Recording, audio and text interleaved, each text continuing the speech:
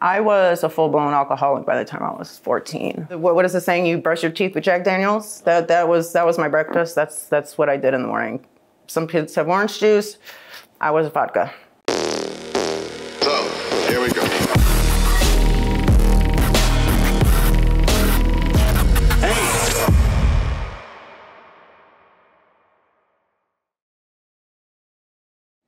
Hi, I'm Yvette from Detroit, 42 years old.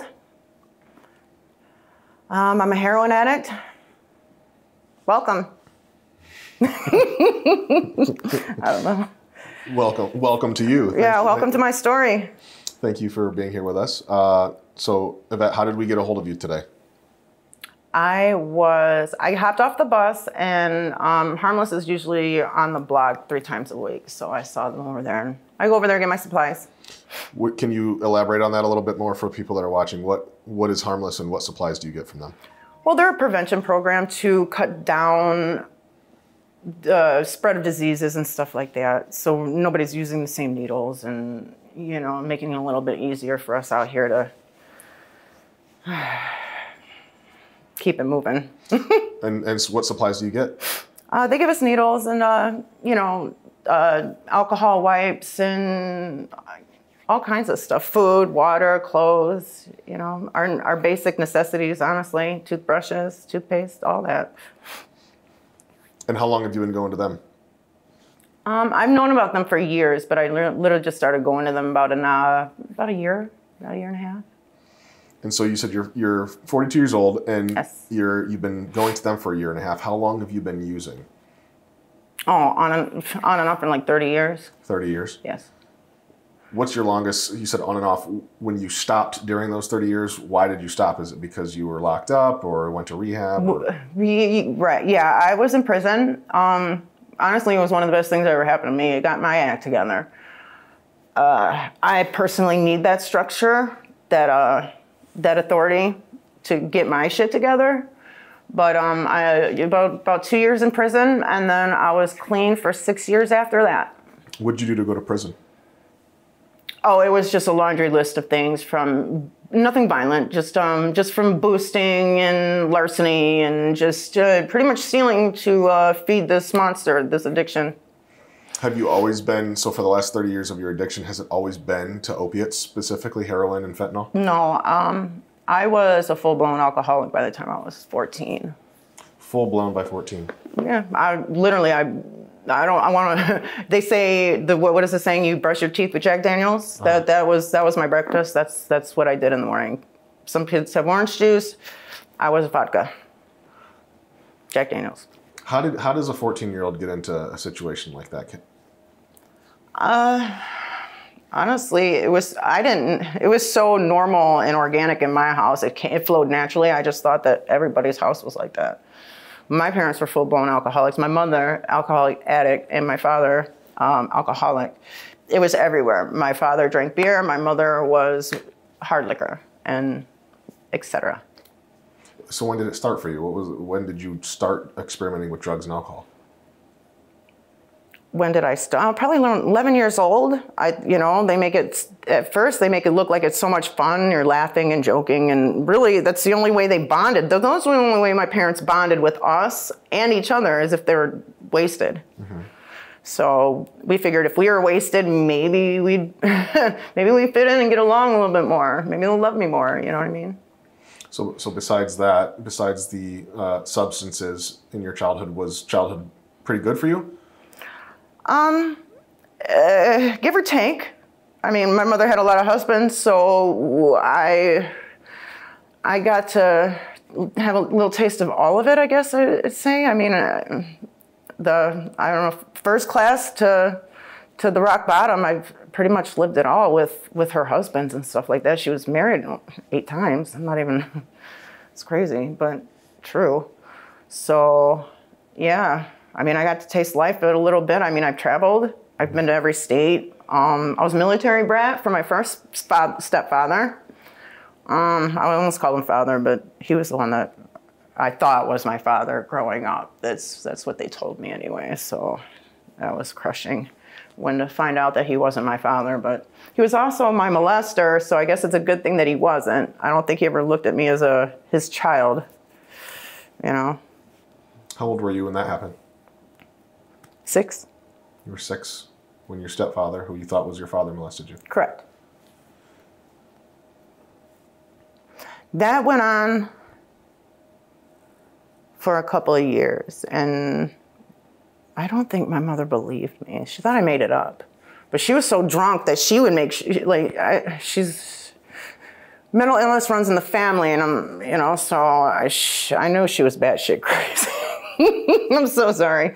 Sorry about that. That was insensitive, but yeah. So she wasn't the easiest to talk to because I figured she would say things and lie and believe her lies. So I mean, it was very difficult to. The communication in my family, it was just a shit show. Sure. It was. Do you still talk with any of them? No, I haven't spoken to my mother in over 15 years. My father, I couldn't tell you either. Is that by your choice? Yes. Okay. She's reached out, and no. No desire to... Absolutely not. Okay. That woman is above and beyond forgiveness. So going back to currently with addiction, you said you've been using for about 1.5 years. We're going to the syringe service program with Harmless for 1.5 years. What was life like before that 1.5 years? I had it good, to be honest with you. I had a really good job. I was a supervisor. In a shipping department. Shipping department? Yeah. And then before that, I had a really good job. I worked in another shipping department, made really good money, or almost $25 an hour for many, many years. And yeah, I had it really good. I had brand new cars, iPhone. I mean, I had everything I wanted and then some on my own too. So, Were you clean at this time? Yes. You were sober? 100%. So, how long were you sober? 8 years. So again, sober for 8 years, coming up into this last 1.5 years of active addiction. Correct. What made you get sober to start that 8-year stretch of sobriety off? Jail time.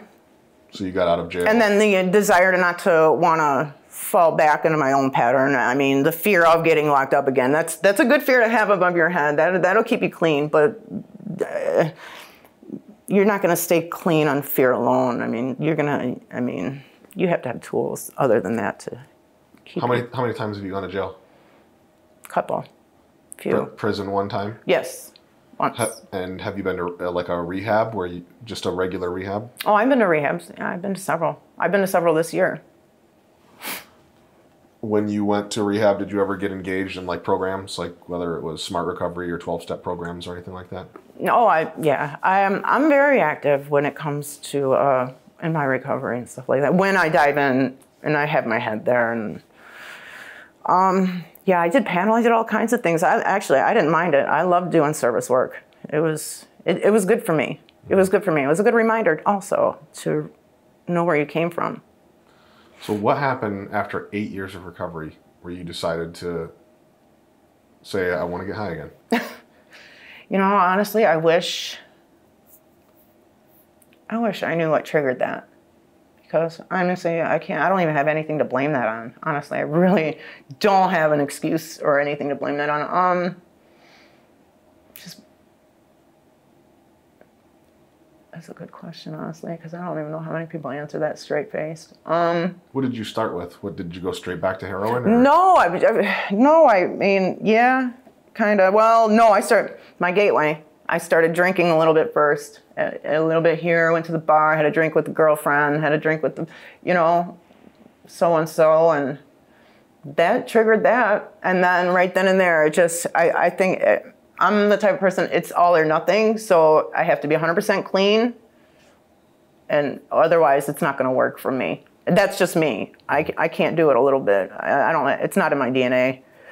I don't have that gene. I have addiction in my entire family, and it runs pretty rampant and strong. So it's either clean or this is what you get here, I guess. But when you were using before, I mean, 8 years, well, technically now 9.5 years ago, I would have venture to guess that you were probably getting real heroin. Well, I would like to think so, because I mean, the first time, you know, I was told to be careful, but I'm like, okay, I can handle this because, you know, I did it for many years before. But the fentanyl deal, I wasn't even paying attention to what was out there. I just figured the streets would be there when I get back. I didn't even know about all this fentanyl business when I relapsed. I should have paid more attention, that's for sure, what I was putting into my body. Yeah, the first one could have been my last one if it wasn't for Narcan, because I overdosed that night. How many times have you overdosed? 4. So the very first time you chose to relapse after 8 years of sobriety, you overdosed? Yes. Hospital, the whole 9 yards? Well, I refused. Well, they didn't know what to do because Narcan was still kind of fresh, and you know, from after 8 years, and you know, I didn't really know much about Narcan. Only a little bit here and a little bit there. But yeah, no, there was a 911 call, so it was EMS, police, and my brother. And the EMS Narcan me 4 times, and an adrenaline to my heart, adrenaline needle, because they couldn't get me out of it. It took them a minute. And then when was the next time you got high after that? I want to say 7 months down the line. So it scared you a little bit. So I did 2 overdoses in 1 week. And then 6 months after the one I just spoke about, yeah. Yeah, it's scary. Hell yeah, that's scary. That's not the way I want to go out. I don't want my legacy to be that. So are you going to keep doing what you're doing? What's your plan? Well, I used my last 10 grand for my 401k to go to rehab, so I have to find a program, a free one. Hopefully I can get in somewhere. So you've been, after relapsing for the last 1.5 years, you've pretty much just been milking out everything that you've saved up over those 8 years. Yes. So what does that look like? Spending money out of your 401k, writing yourself checks? It's devastating. I mean, knowing that you worked hard for that money. Is there anything left? Anything? No. No, there's nothing left. Nothing, no personal possessions, no TVs, no laptops? Oh, no. Well, I'm trying to avoid that. I mean, a little bit to the pawn shop here and there now. I mean, if I don't get a grip on reality real soon, then yeah, probably. Mm-hmm. I'll give them everything to avoid getting sick. Mm-hmm. And you're obviously using daily. Opiates are not like you can't just use it a couple times a week, right? You have to use that every single day. Mm-hmm. How much money are you spending on it? 50 plus every day. And so now, are you at the point where you have 0 cash left and you're starting to, you know, you have to break the law to feed your addiction? Or is this something? Yes. You are? So what do you do? Well, thank God, nothing violent. I mean, draw myself to violence, but, you know, boosting. What's boosting look like? Just stealing, basically. It's just, because I have this, so I've been to prison for this, and so many I've had on in my record that now I'm like terrified to do it. So I've only done it a few times. It's like I said, I'm just starting to break the law to get in, you know, to feed this monster.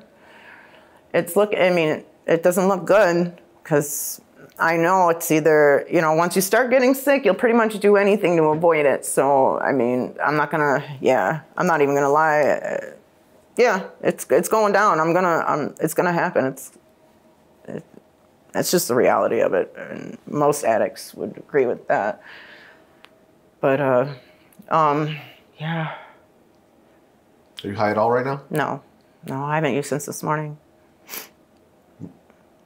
So it wears off that quick to where you don't even feel it anymore? It's to the point where I don't feel it anymore. Period. Anyway, I mean, that's how that's how bad it gets.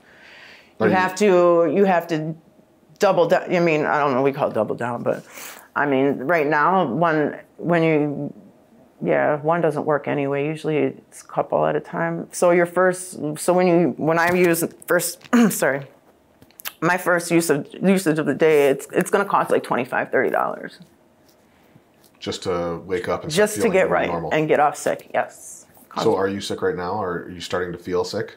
I'm okay at the moment, yeah. But Yeah, I mean, What? that can creep in at any time. It all depends on the quality of the drugs, though, really. I mean, right now everything's garbage, so really there's no legs on anything. So it creeps on pretty quick. What's that feel like when you go into withdrawal? You kind of get anxious and sweaty, irritable.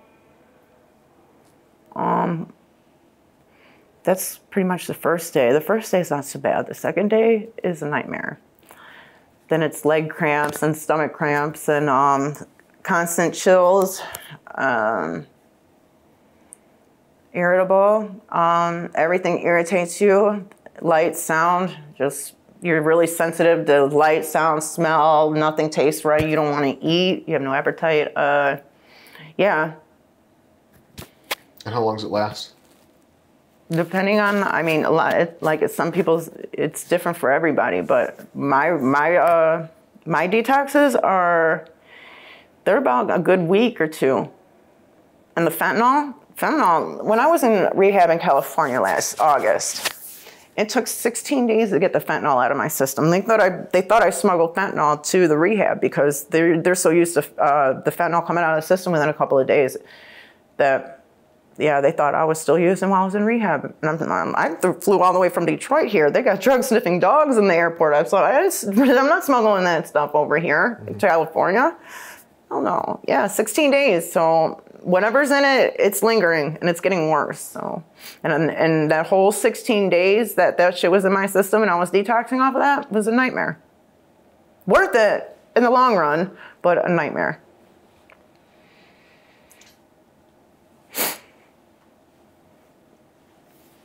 If I could give you a magic wand, Yvette, and wave this thing and just go to whatever sort of like dream life that you could possibly think of, whatever like is perfect for you, what would that look like? I'm not upset about my life.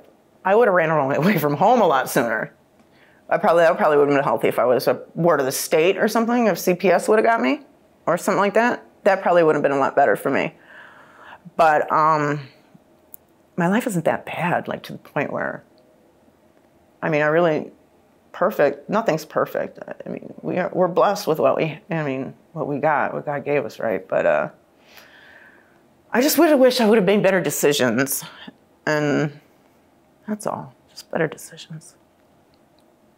Do you want to be clean? Yes. Yeah. So is that one of the things that you would change if you could snap your finger or wave that wand right now? Would you still be living in the same house? Would you still be in the same friend circle? Would you still be doing the same things you do every day? Probably. I would eliminate a few things, of course. Yeah. I would eliminate a few things that were toxic in my life. But I'm sorry. It's okay.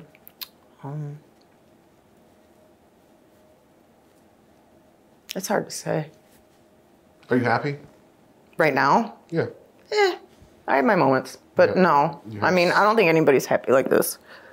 Well, I literally just got my car taken away from Vice 2 weeks ago.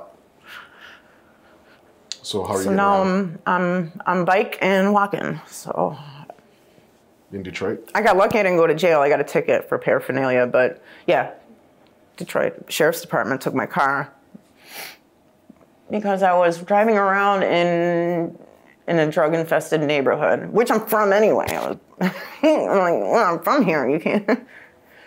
But they don't give a shit. I was talking to a hooker anyway. It was a friend of mine I grew up with, so I mean, I was at a gas station talking to a hooker. She was leaning up against my car, but I wasn't picking her up. I mean, seriously. Good God, that sounds so bad. Are you in a relationship? Yes. Who is it? I mean, I don't need names, but is this a long-standing friend? No, I'm married. You married? Correct. Okay. Is this person in active addiction as well? No. No? Mm-mm. Do they know about what you do? Mm-hmm. They're my rock. And also my my co-signer and codependent. It's terrible what I do to them. Yeah. You know, it's terrible. They don't want me to, they think I'm in pain. Well, I am in pain, but they don't want to see me sick. And then I kind of twist it to make it think like, because you're not giving me money, it's all your fault. It's just the nasty addiction. It's the addict. Mm-hmm. I mean, nothing's their fault. Mm-hmm. They didn't do anything to disturb this. Yeah. And, yeah. So I'm pretty lucky in that aspect that if I'm like down to, I don't ask often, but I have stolen from them too. I'm not even going to sit here and lie. I have stolen from them and they know it. Sometimes they don't say something and they know, and sometimes they'll say something. And so, yeah, it's bad. I really feel like a shithead. Seriously. If anybody deserves everything in the world, it's this person, because they've done everything in their power to try to help me shake this. Well, I appreciate your time. We're gonna, we have a lot of resources doing these interviews across the country. There's a lot of different types of places that have reached out to us and offered help and things like that. So we're gonna give you some information to contact us if you decide that you ever do want to get better and kind of make that leap to go towards recovery and treatment again. Can't promise anything, but we'll do our absolute best to try to help. Okay? Thank you. Thank you.